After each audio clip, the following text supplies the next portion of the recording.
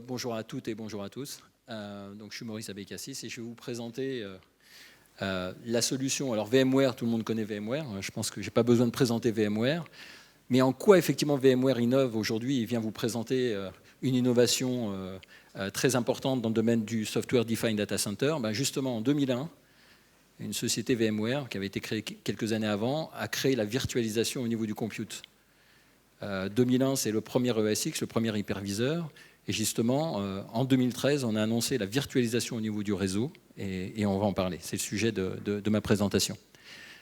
Donc effectivement, quand on regarde la définition tout à l'heure, on est juste de parler de Software Defined Data Center. C'est quoi Software Defined Data Center? Effectivement, c'est d'apporter tout ce qu'on a su mettre en place, tout ce que l'on met aujourd'hui dans le domaine de la virtualisation au niveau du compute, et de l'appliquer à d'autres domaines dans le domaine du data center, qui sont le stockage, d'une part, et d'autre part, la partie réseau. Donc la partie effectivement réseau IP, et donc de vous proposer une architecture qui est celle-là, qui vous permet de vous appuyer sur n'importe quel type de hardware, existant ou non existant dans l'entreprise, on y reviendra, et de créer une couche d'abstraction comme on a su la créer dans la virtualisation au niveau du compute, mais cette fois, moi je vais m'appliquer à plus vous présenter sur la partie du réseau. Alors, qu'est-ce que ça veut dire? Effectivement, quand on regarde sur le marché, on parle d'innovation, on parle de rupture, et là on peut parler de rupture technologique par rapport à ce qui est présenté aujourd'hui dans le domaine du marché, qui s'oppose une version qui est le Software Defined Data Center et une version qui est le Hardware Defined Data Center, c'est-à-dire s'appuyer sur des infrastructures hardware. Là, dans ce cadre-là, quels sont ceux qui aujourd'hui ont déjà implémenté ce type de solution de Software Defined Data Center? Vous les connaissez, sans avoir entendu parler de leurs solutions parce qu'elles sont propriétaires. C'est des gens comme, vous les retrouvez au milieu, comme Facebook, Google ou Amazon, qui ont basé justement cette virtualisation au niveau des infrastructures dans le data center sur, j'allais dire, l'utilisation de composants tout type d'X86, tout type de réseau IP ou tout type de stockage. C'est exactement effectivement ce que l'on reproduit aujourd'hui, à la différence, c'est qu'on va proposer une solution à nos clients leur permettant de pouvoir faire tourner n'importe quel type d'application. Là où effectivement dans le domaine d'Amazon ou dans le domaine effectivement de Facebook ou de Google, ça vous permet d'avoir des solutions customisées que vous allez consommer. Là, au sein de l'entreprise, vous allez pouvoir créer effectivement au travers de votre portail l'ensemble des fonctions nécessaires. Alors, quels sont les avantages justement du modèle, comme je disais juste avant, du modèle de la VM apporté au domaine du réseau?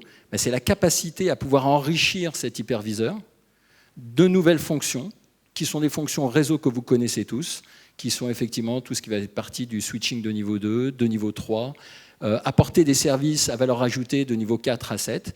Et on verra effectivement, et on le voit dans ce slide-là, la capacité aussi à innover ou à faire innover nos partenaires, puisque nous avons créé un écosystème permettant de pouvoir adjoindre à cette solution des solutions de nouveaux services, donc rajouter des services. La partie effectivement existante au niveau du hardware, c'est-à-dire pas besoin de créer une nouvelle architecture réseau IP, je parle bien de réseau IP au sein de votre data center, mais par contre éviter le refresh et réutiliser cette infrastructure telle qu'elle est aujourd'hui en termes de connexion IP au niveau du réseau. Et l'autre aspect important, c'est la scalabilité.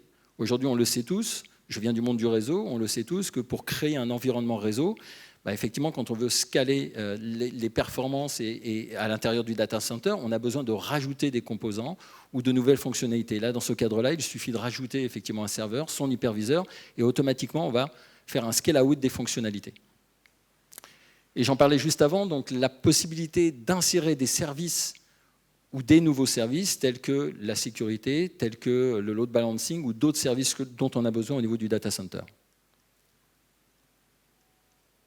Alors, si on regarde une des fonctions, j'ai entendu parler ce matin de la partie sécurité ou des choses qui sont très importantes, une des problématiques qu'on va rencontrer aussi au niveau du data center, et là, encore une fois, c'est une rupture technologique et une innovation, c'est la capacité à pouvoir accroître la sécurité au sein du data center.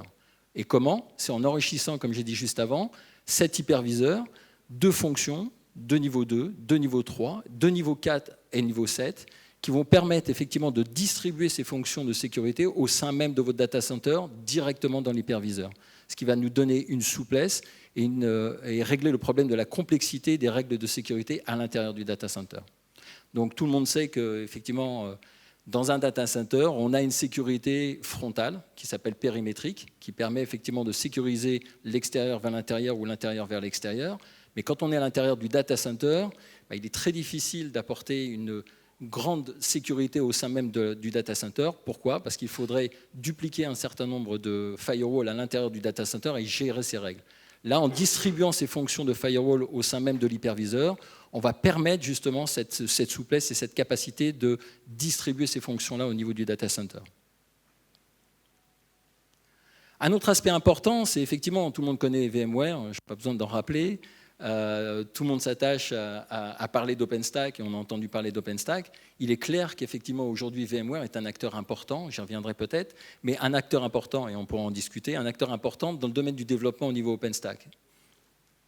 Donc là ici, nous avons lancé à San Francisco, donc au dernier VMworld au mois d'août, un service qui s'appelle VIO, qui veut dire VMware Integrated OpenStack, pour permettre effectivement à nos clients de faire le choix entre des outils VMware et des outils dans l'open source qui sont, en l'occurrence ici OpenStack ou la framework OpenStack. Alors une chose intéressante qui est sortie au mois d'avril de cette année, c'est justement ce fameux Magic Quadrant au niveau des data centers. Et quelque chose m'a choqué quand j'ai regardé sur le data center, sur ce Magic Quadrant, c'est de voir que l'ensemble des acteurs que l'on retrouve dans ce marché-là sont tous des acteurs du domaine du réseau. VMware fait son entrée au niveau d'une annonce qu'on a faite, donc du NSX, ou du produit de virtualisation au niveau du réseau, en octobre 2013, et VMware est arrivé directement dans la case Visionary. Donc VMware ou la solution NSX est considérée effectivement par le Gartner comme étant une solution visionnaire, différente de ce qu'on a vu tout à l'heure au niveau du hardware defined data center, mais cette fois au niveau software, parce que l'on croit effectivement chez VMware que le software c'est l'avenir, et que tout se fera de cette façon-là. Donc VMware aujourd'hui est considéré, ou la solution est considérée comme étant la solution la plus innovante du marché. Alors bien évidemment, solution innovante avec certains acteurs qui sont plus dans le domaine de l'ability to execute, et l'ability to execute, tout le monde le sait, c'est quand on a des clients. Donc justement, on va arriver à l'exemple aujourd'hui de clients, malheureusement, ils n'ont pas pu venir, ils sont au Canada, donc ils n'ont pas pu venir. Mais aujourd'hui, on peut compter sur la solution VMware, on peut compter 150 clients dans le monde, des clients en Europe, des clients en France. Je suis en charge de la partie Europe du Sud. Mais ici, la chose intéressante au niveau WestJet, c'était effectivement la problématique que les gens rencontraient. Donc la problématique de ces gens-là, c'est d'être très rapidement opérationnel et d'être très concurrentiel sur le marché canadien, donc, et de vouloir s'étendre à l'international. Et leur problématique, c'était l'infrastructure de leur data center qui était plutôt construite pour faire ce qu'on appelle du north-south traffic et pas du tout de machine to machine, donc serveur to serveur. Donc là, ils ont pu optimiser, en introduisant NSX, ils ont pu optimiser justement ce trafic en distribuant les fonctions dans l'hyperviseur, et puis ils ont pu accroître la sécurité, ce qui leur permet maintenant, en toute sécurité, en toute sérénité, capable de créer de nouveaux services de façon à innover encore une fois dans le domaine aérien. Maurice, voilà. Ce produit, donc, j'ai aucun doute sur le fait qu'il s'intègre parfaitement dans un environnement VMware. Moi non plus. Qu'en est-il de l'open source et notamment de l'OpenStack? Alors, justement, très bonne question. Clairement, c'est ce que je disais tout à l'heure. C'est-à-dire qu'effectivement, VMware a pour volonté non seulement de proposer à ses clients des solutions qui sont dans le domaine de VMware, mais aussi des solutions ouvertes, permettant effectivement d'industrialiser dans le domaine de l'OpenStack, plus particulièrement. Et typiquement, c'est ce que je disais tout à l'heure, on a lancé effectivement VIO, et dans cet environnement OpenStack, il faut le savoir, nous sommes le 4e contributeur au niveau de l'OpenStack. Ça, effectivement, c'est lié au fait que nous avons fait l'acquisition d'une société qui s'appelle Nicira et qui a développé et qui a créé dans l'environnement open source ce que l'on connaît aujourd'hui, OpenSwitch, OpenFlow, et contributeur au niveau d'un élément important quand on parle de réseau, c'est Neutron, qui est le plugin de framework OpenStack dans le domaine du réseau. Donc voilà pourquoi aujourd'hui nous proposons 2 solutions à nos clients, une complètement intégrée et une permettant d'avoir les outils, permettant de l'intégrer dans l'environnement framework OpenStack.